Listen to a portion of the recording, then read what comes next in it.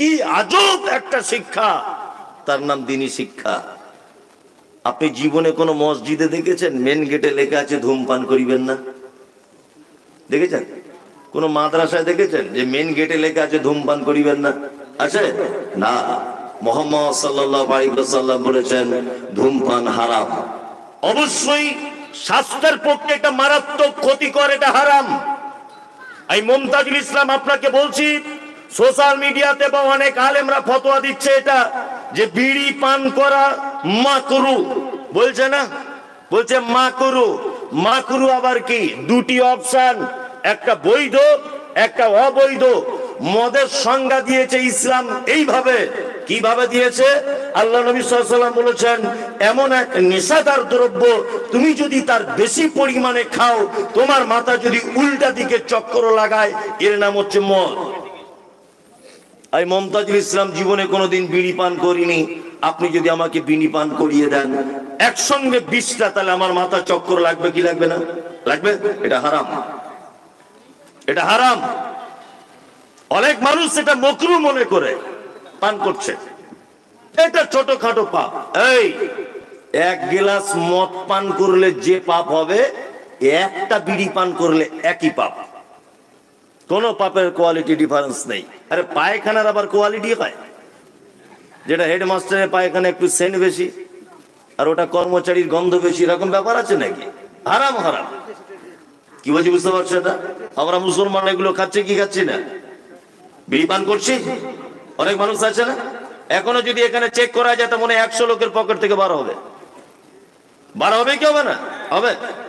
অনেক মানুষকে দেখতে পাওয়া যায় যে বাড়ি থেকে ফজরের নামাজ পড়বে, উঠেছে, তা উঠে ওর উচিত ছিল একজন মুসলিম উম্মা হিসাবে একটা মেসওয়াক খুঁজে মেসওয়াক করতে, দাঁতন করতে করতে মসজিদে যাওয়া। এটা ওর উচিত ছিল না? এই মেসওয়াক বাদ দিয়ে প্রথমেই বালিশের তলায় হাত দিয়ে বলছে, কই গো সাবিনার মা, দেশ লাইটটা কোথায় রাখলে? মানে বাড়িতে বিড়ি ধরিয়ে মসজিদের গেটে ফেলে ও মসজিদের সালাত আদায় করছে। এরকম মুসল্লি আছে না? নেই? আছে। এত যে দুর্গন্ধ বাসি মুখে বিড়ি পান করলে। আল্লাহু আকবার। বোঝাতে চাইছিলাম আপনাকে এটা, যে ইসলামী শিক্ষা অর্থাৎ দ্বীনি শিক্ষা এমন একটি ব্যবস্থা যে একটা মানুষের দেহ, একটা মানুষের সমাজ, একটা মানুষের পরিবার, সমস্ত কিছু থেকে তাকে হেফাজত করতে পারে কি পারে না? পারে, পারে। এবার আপনাকে বলছি, কোরআনের শিক্ষা যাদের ভিতরে নেই তাদের ব্যাপারে আল্লাহ তাআলা কি বলছেন? আল্লাহ বলেন, কুল হাল ইয়াস্তাবিল্লাযীনা ইয়ালামুনা ওয়াল্লাযীনা লা ইয়ালামুন। নবী আপনি বলে দেন তো, যারা এটা জানে আর যারা জানে না, তারা কি দুজনা সমান? সমান কি সমান নয়? সমান, সমান নয়। আল্লাহ তাআলা আবার অন্যত্রে বলছেন, কুল হাল ইয়াস্তাবিল আ'মা ওয়াল বাসীর ওয়াজ যুলুমাতু ওয়ান নূর।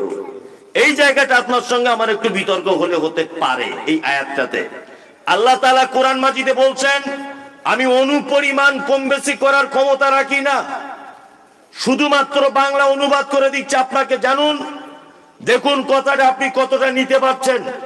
এই কথাতে অনেক মানুষ রাগ করবে, এটা আমি জানি, কিন্তু আমি এই কথা বলছি, রাগ করলেও কিছু করার নেই, আমাকে বলতেই হবে। আল্লাহ তাআলা বলছেন, কুল হাল ইয়াস্তাবিল আ'মা ওয়াল বাসীর ওয়াজ যুলুমাতু ওয়ান নূর। যারা কোরআন মাজিদ জানে এরা চোখওয়ালা লোকের মতো, যারা কোরআন মাজিদ জানে না এরা অন্ধ লোকের মতো।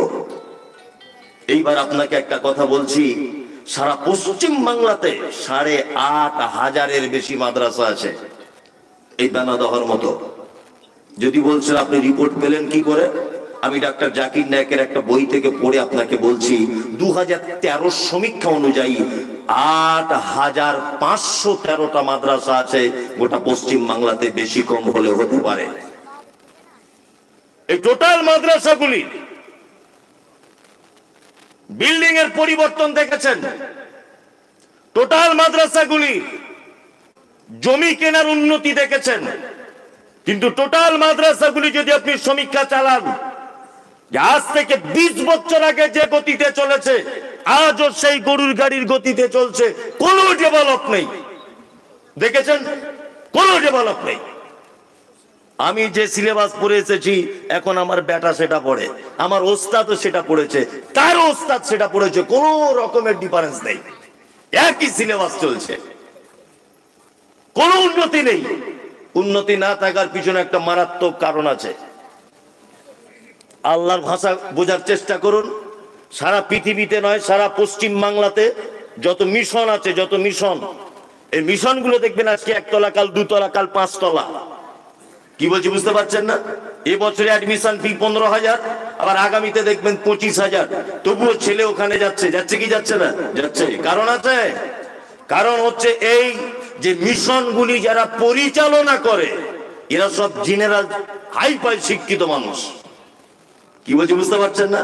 ওরা জানে কোন মাস্টারকে দিয়ে কি বই পড়াতে হবে, কোন সিস্টেমে পড়লে আমার মিশনটা গ্রোথ হবে, আমার মিশনের ডেভেলপ হবে। এই জ্ঞান তাদের আছে। আছে না নেই? আছে। এই জন্য এত ডেভেলপ তাদের। আমাদের মাদ্রাসাগুলো গরুর গাড়ির মধ্যে চলছে কেন? তার একটা কারণ আছে। আল্লাহ বলছে যারা কোরআন মাজিদ জানে না এরা অন্ধ। আমরা মাদ্রাসা থেকে ইসলামের আলো জ্বলবে, তাই না? এই আলো জ্বলার জায়গাটা কিছু অন্ধ লোকের হাতে আমরা দিয়ে দিয়েছি। কোরআনের ভাষাতে অন্ধ। আমি মমতাজুল ইসলাম চোখে দেখি না, একদম চোখে দেখতে পাই না। আমার হাতে একটা 5 ব্যাটারির লাইট দেওয়া হয়েছে, যে এই লোকটাকে একটু মেন রাস্তায় গিয়ে তুলে দিয়েছো তো। আচ্ছা বলুন তো আমার পক্ষে সম্ভব না অসম্ভব? বলুন সম্ভব না অসম্ভব? অসম্ভব। কারণ আমার কাছে লাইটই বাকি, দিনই বাকি, রাতই বাকি। আমি তো নিজে অন্ধ। তা আমরা এমন শ্রেণীর মানুষের আছে, এই মাদ্রাসা নামক জায়গাগুলো তুলে দিয়েছি, মসজিদ নামক জায়গাটা তুলে দিয়েছি। হাদিস এবং কোরআনের ভাষাতে আল্লাহ বলছে ও অন্ধ।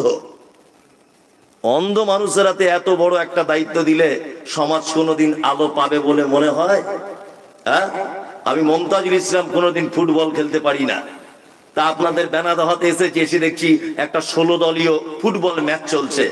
এখন গ্রামের এই লোকটা আমাকে সম্মান দিয়ে বলছে, আপনি এসেছেন? আল্লাহু আকবার, আপনি এত বড় বক্তা, আপনি এলেন। রেফারির কাছ থেকে বাঁশিটা কেড়ে নিয়ে আমার কাছে দিয়েছে, দিয়ে বলছে আপনি খেলাটা আপনি পরিচালনা করুন। 16 দলীয় ক্রিকেট ফুটবল খেলা, নাইজেরিয়ান থেকে প্লেয়ার এসেছে, ওই কলকাতা থেকে এসেছে, ওই মালদা টাউন থেকে এসেছে। এইরকম একটা দামি খেলা আমি মমতাজুল ইসলাম কি করে অফসাইড বুঝি না, হ্যান্ডবল কাকে বলে বুঝি না, কিভাবে বল থ্রো করতে হয় এ জ্ঞান আমার নেই। হ্যাঁ, কি করে অফসাইড হয় এ জ্ঞান আমার নেই। আমার হাতে যদি বাঁশি ধরিয়ে দেওয়া হয়, বলুন তো খেলাটা শেষ পর্যন্ত চলবে না মাঝখানে 4-5টা প্লেয়ার মাথা ফেটে বহরম হসপিটালে ভর্তি থাকবে? কোনটা? হসপিটালে ভর্তি থাকবে। আমি আমার পক্ষে সম্ভব নয়। আল্লাহ সুবহানাহু ওয়া তাআলা মসজিদের ইমাম সাহেব কোন কোয়ালিটির হবে এ কথা কোথাও বলেনি। ইমাম সাহেবের দেখতে ভালো হবে এ কথা বলেনি কোথাও। আল্লাহ এ কথা কোথাও বলেনি যে ইমাম সাহেবের যোগ্যতা কতটা থাকা লাগবে। আল্লাহ তাআলা এ কথা কোথাও বলেনি। ইমাম সাহেব বেটে হলে চলবে না, লম্বা চওড়া, দেখতে ভালো, ফিগার হতে হবে, তবে ইমামতির দায়িত্ব পাবে। মাদ্রাসার শিক্ষক তোমার বড় পাঞ্জাবি পড়তে হবে, তাছাড়া তুমি মাদ্রাসায় চান্স পাবে না। এ কথা আল্লাহ সুবহানাহু ওয়া তাআলা কোথাও বলছেন না। তবে হাদিসে এতটুকু জানা যায় যে একটা ছেলে তোমাদের ভিতরে যদি সে কোরআন মাজিদ বেশি জানে তাহলে সে ইমামতি করবে। কোরআন মাজিদ যদি দুজনের জানাতে সমান হয়ে যায় তাহলে যে পরেশগারিতায় বেশি সেই ইমামতি করবে।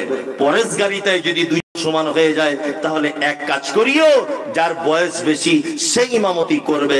এতটুকু। কিন্তু ইমাম সাহেবের কোন রকমের কোয়ালিটি বর্ণনা করা হয়নি। হয়েছে? হয়নি।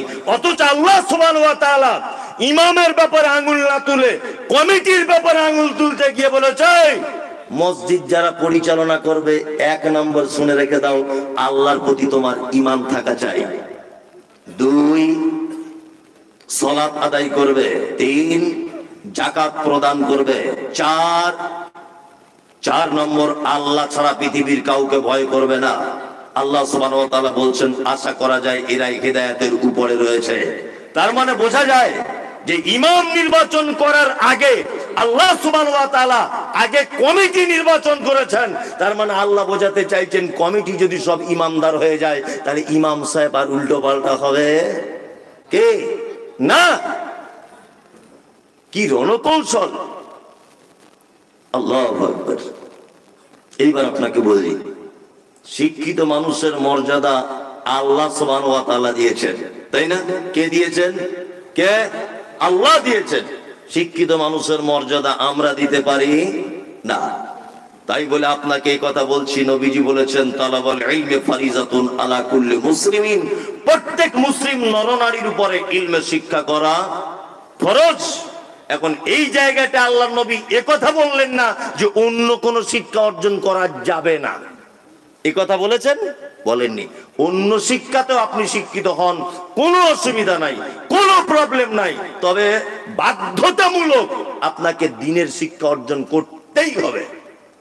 আপনার ছেলে ডাক্তার হোক, মাস্টার হোক, প্রফেসর হোক, ইঞ্জিনিয়ার হোক, ব্যারিস্টার হোক, হাকিম হোক, উকিল হোক, আইপিএস হোক, আপনার ছেলে বিডিও হোক, এসডিও হোক, সবকিছু হোক, কিন্তু আপনার ছেলে যেন একটু দ্বীনের জ্ঞান তার ভিতরে থাকে।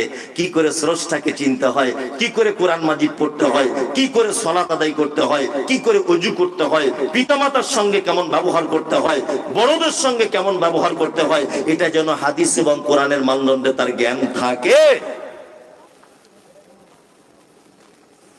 আপনার এই শিক্ষা শিখে আপনি পাপী হবেন কখন, গুনাহগার কখন হবেন?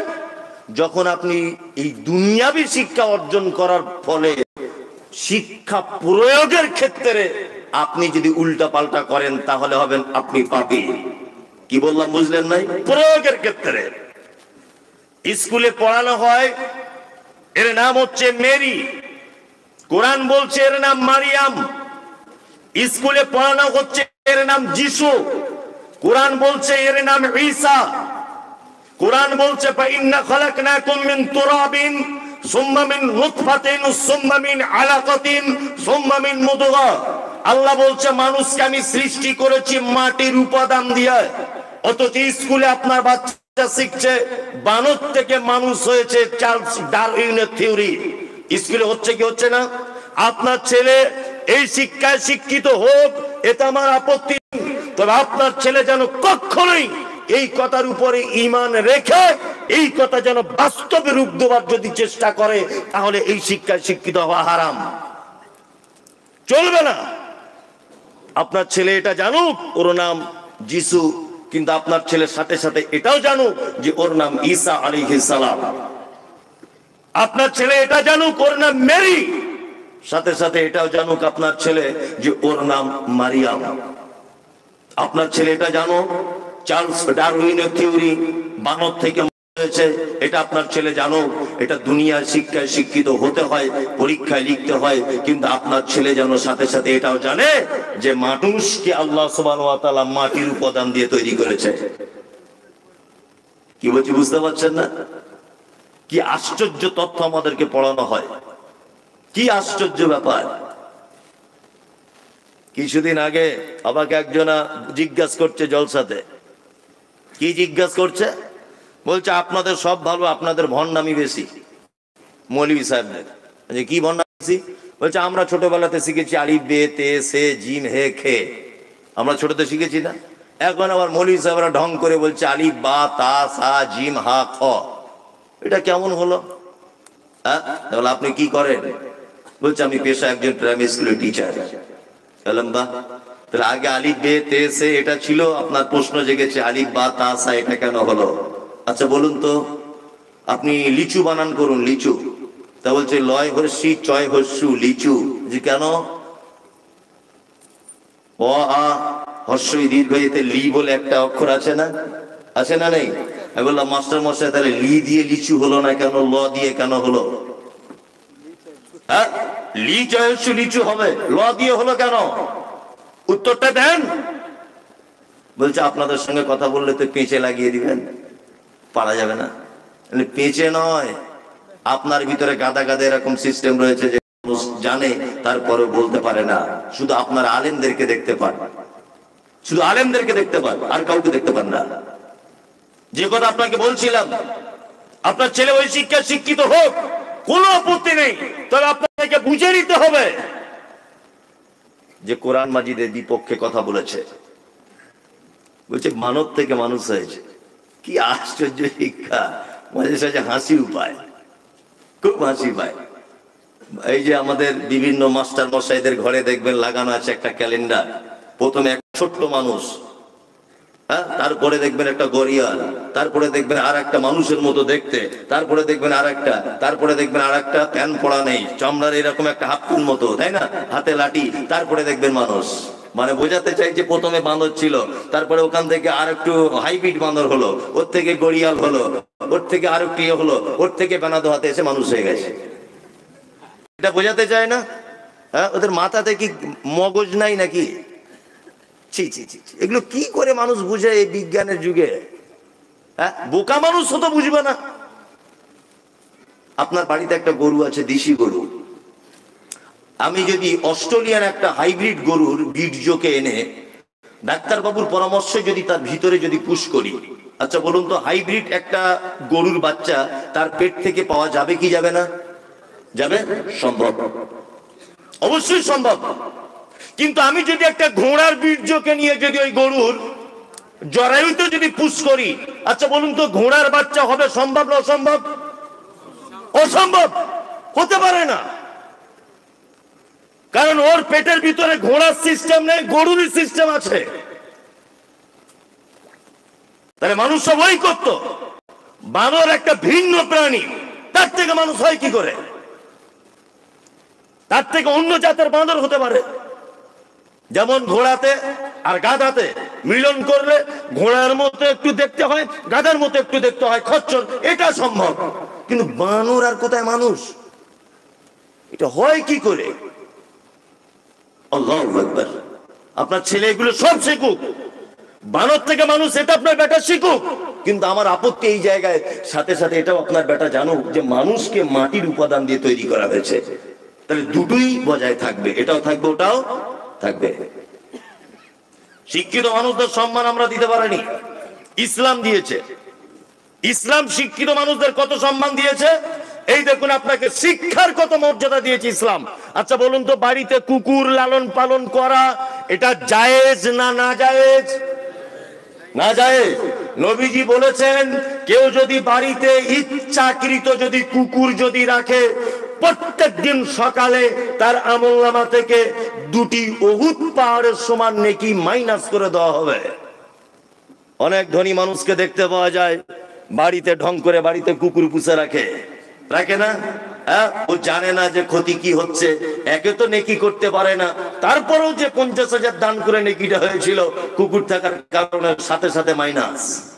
চলবে না। তবে মুহাম্মদ সাল্লাল্লাহু আলাইহি ওয়াসাল্লাম এই কথা বলেছেন, প্রশিক্ষণ প্রাপ্ত কুকুর যদি হয় তাহলে তুমি তোমার বাড়িতে রাখতে পারবে, তোমার গরুর গোয়ালটা চৌকি দেওয়ার জন্য, তোমার সম্পদকে রক্ষা করার জন্য, তোমার বাড়িতে সিকিউরিটি হিসেবে কাজ করবে।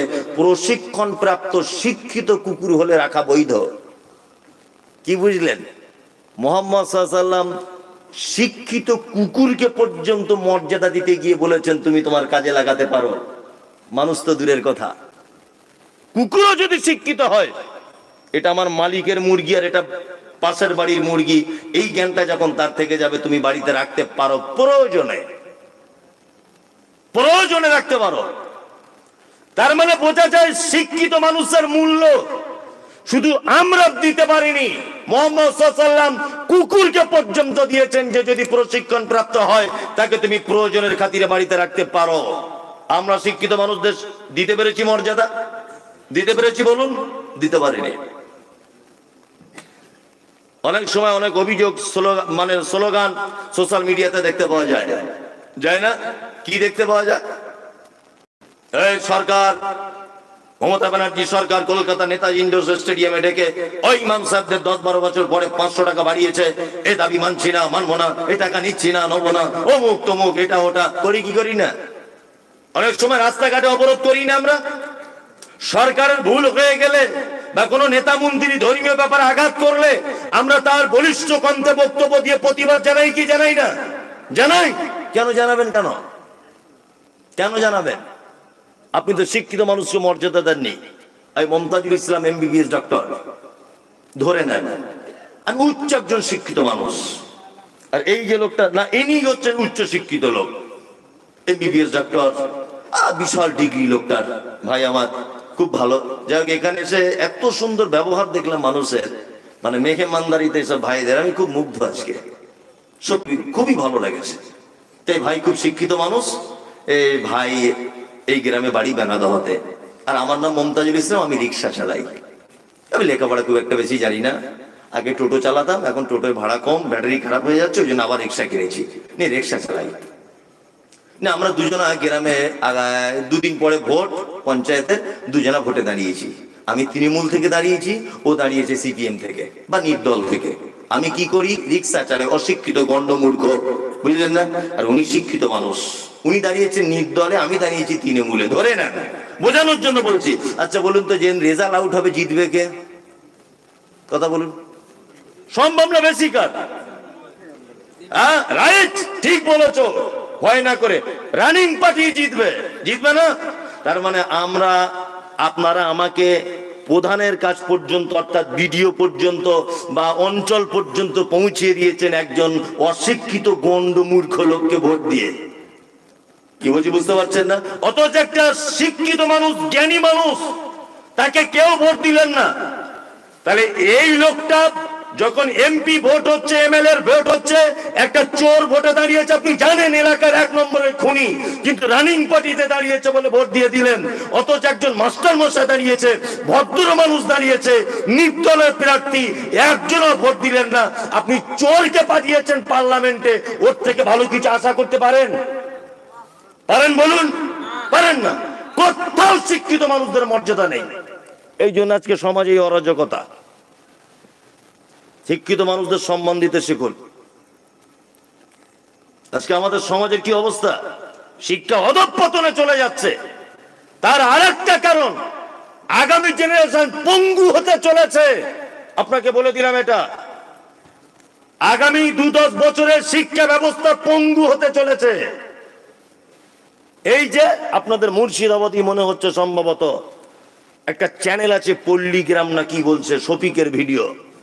হ্যাঁ, ফচকে ছেলে কি করে পরের মেয়েকে পটিয়ে পাঠিয়ে বিয়ে করতে হয় এটা দেখায়, দেখায় না? হ্যাঁ, আর কি করে বউ সাজতে হয় এটা দেখায়, কি করে পরের মেয়েকে এরকম করে গুতা দিতে হয় এটা দেখায় ওখানে। হ্যাঁ, কি করে কাকে চোখ মারতে হয় এটা দেখায়, কোমর দুলিয়ে মানে পেট বার করে ড্যান্স করতে হয় বাচ্চা ছেলেকে, এটা দেখানো হয়। দেখানো হয় না? দেখানো হয়। কি করে মিথ্যা কথাটা গুছিয়ে বলতে হয় এই ভিডিওতে দেখানো হয়। আর আপনার আমার বাড়ির মেয়ে, আপনার আমার বাড়ির ছোট বাচ্চারা মোবাইলে লিখতে না পারলে বলছে শফিকের ভিডিওটা করছে, কি করছে না? সারাদিন এই নিয়ে ব্যস্ত, সারাদিন টোটাল সমাজের সিস্টেমটাই নষ্ট করে দিয়েছে। আর ইহুদি খ্রিস্টান এটা চাইছে, ইহুদিরা যেরকম হোক আর সব বাচ্চা ছেলে পঙ্গু হয়ে যাক। এগুলো হচ্ছে কি হচ্ছে না? আল্লাহু আকবার। এই সমস্ত চ্যানেলগুলোকে বয়কট করা দরকার অবিলম্বে। সরকারি পক্ষ থেকে এদের ব্যাপারে কড়া স্টেপ নেওয়া উচিত। জনস্বাক্ষর করে এই চ্যানেলের বিপক্ষে থানাতে অভিযোগ জানানো উচিত। গোটা শিক্ষার ব্যবস্থা, শিশু মনের, কচি মনের সুচিন্তা ভাবনাকে এই সমস্ত মিডিয়াতে দেখা, পল্লীগ্রাম এটা ওটা, এই সমস্ত ভিডিও আমাদের সর্বনাশ করে দিচ্ছে আগামী জেনারেশনকে। করছে কি করছে না? একটা বাচ্চা শিশু কাছে মোবাইল না থাকলে ভাত খায় না। আপনাকে কি বলবো, আমারও মেয়ের অবস্থা তাই, কিছু করার নেই। অবশ্যই আপনার কাছে বিনীত অনুরোধ, শিক্ষায় শিক্ষিত হন, আপনার ছেলেকে করুন, তবে একেবারে এক পক্ষ অবলম্বন করবেন না, তাহলে সমাজ আরো অধঃপতনে চলে যাবে। কি বলছি বুঝতে পারছেন? আপনার ছেলে শিক্ষায় শিক্ষিত হোক, সাথে সাথে মাদ্রাসার সঙ্গে একটুখানি টাচ রেখে দেবেন ইনশাআল্লাহ। ইনশাআল্লাহ দ্বীনি শিক্ষা এবং দুনিয়াবি শিক্ষা দুটোই হবে ইনশাআল্লাহ।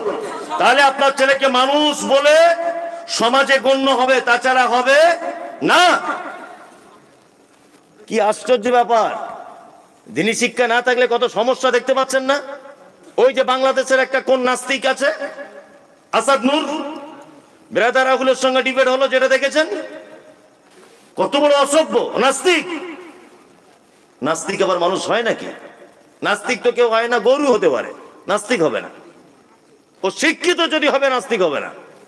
ঠিক আছে, জেনারেল শিক্ষিত অনেক লোক আছে, আমার এই কথাগুলো কেটে দেন তো দেখি, তাহলে বলবো আপনি বাপের বেটা। আপনার কত সার্টিফিকেট আছে আর কত আপনার এডুকেশন আছে, কত আপনি শিক্ষিত মানুষ আমার এই কথাগুলো কেটে দেন যে মমতাজুল সাহেব আপনি এতক্ষণ যা কথা বললেন সব কথা ক্যান্সেল, এটাই ঠিক। মানুষ নাস্তিক কেন হবে? গরু হতে পারে। একটা কথা মাথায় রাখবেন, আমি বিরিয়ানি খাচ্ছি এখানে এসে বেনাদোয়াতে, বিরিয়ানি অরিজিনাল খাইনি, বোঝানোর জন্য। কেউ যে বুঝতে পারছেন না, তবে আমাকে রিকোয়েস্ট করেছে অনেকবার খাওয়ার জন্য, এটা বোঝানোর জন্য। বিরিয়ানি খাচ্ছি, খুব টেস্ট বিরিয়ানি, আরে বাবা একদম মচমচ মচমচ করে মুখে দিয়ে চিবিয়ে একদম পেটের ভিতরে ঢুকিয়ে দিলাম। আচ্ছা বলুন তো, আমি যে বিরিয়ানিটা খেলাম এর পিছনে একটা রাঁধুনি আছে না নেই? আছে, আছে, রাঁধুনি থাকবে। আমি এই মাইকটায় কথা বলছি, এই মাইকের পিছনে একজন মাইকটা যে তৈরি করেছে কর্তা, এটা থাকবে কি থাকবে না? থাকবে। একজন গায়ক গান গাইছে, এ দুনিয়া এ মাহফিল তেরি কাম কি নেই, গান শুনছে। আচ্ছা বলুন তো, এই গান শুনতে শুনতে আপনার একটা গায়কের কথা মনে পড়বে কি পড়বে না? পড়বে কি পড়বে না? পড়বে। গান মানে গায়ক থাকতে হবে। এক কথায় বোঝা যায় কর্ম থাকলে কর্তা থাকা বাধ্যতামূলক। কাজ যেখানে আছে তার পিছনে একজন কর্তা থাকতেই হবে। হবে কি হবে না? হবে। এই যে প্রতিদিন পূর্ব দিকে সূর্য উঠছে, পশ্চিম দিকে ডুবে যাচ্ছে, আচ্ছা বলুন তো প্রতিদিন এই যে ডিউটি সূর্যটার, এটা একটা কাজ কি কাজ নয়? তাহলে এর পিছনে একটা কর্তা থাকতে হবে কি হবে না? হবে। তার মানে বোঝা যাচ্ছে নাস্তিক হবার কোনো অপশন নেই, ও গরু, ও নাস্তিকও নয়। আশ্চর্য ব্যাপার, ও স্রষ্টা চিনতে পারছে না। রসগোল্লা খেয়েছেন? রসগোল্লা খান, খুব মিষ্টি, খুব টেস্ট, তাই না? খুব টেস্ট। আমি এখানে খেলাম 2 পিস, খুব টেস্ট বানাদার রসগোল্লা। আচ্ছা এই রসগোল্লাটা যখন খান, এতেও তো স্রষ্টাকে আবিষ্কার করা যায়। মাথা রাখবেন, স্রষ্টাকে আবিষ্কার করতে হয়। আবিষ্কার মানে খুঁজে পাওয়া, স্রষ্টাকে খুঁজে পেতে হয়। কেমন করে? আপনাকে একটা জিনিস বলে দিচ্ছি। রসগোল্লা যেটা আপনি মুখে দিয়ে খুব টেস্ট, উরি বাবা রে, সাংঘাতিক ব্যাপার। বলুন তো রসগোল্লা তৈরি হয় কি দিয়ে? ছানা, তাই না? আচ্ছা ছানা তৈরি হয় কি দিয়ে?